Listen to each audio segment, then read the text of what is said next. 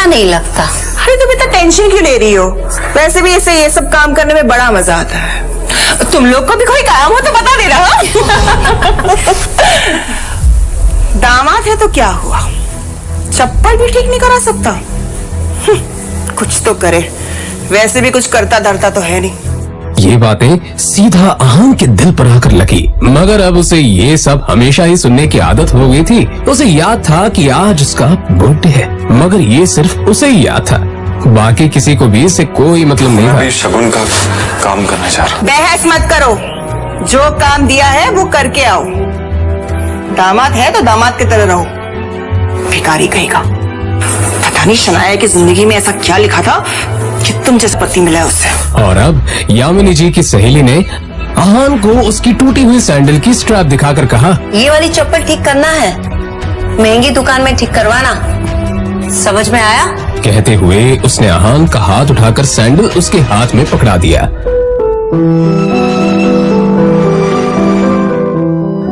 ना चाहते हुए भी आहान को यह काम करना ही पड़ रहा था।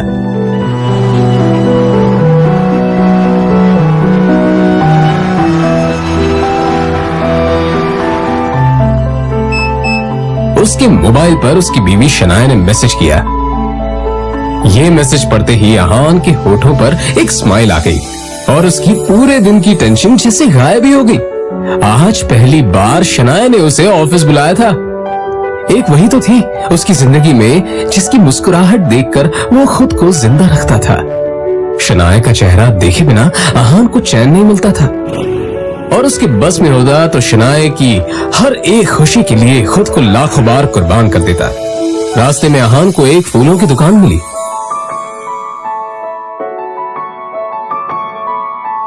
और अपना पर्स निकालकर देखने लगा।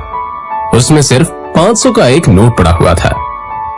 जैसे ही आहान वापस मुड़ा तो उसे शगुन का काम और अपनी सास के दिए हुए काम याद आ गए।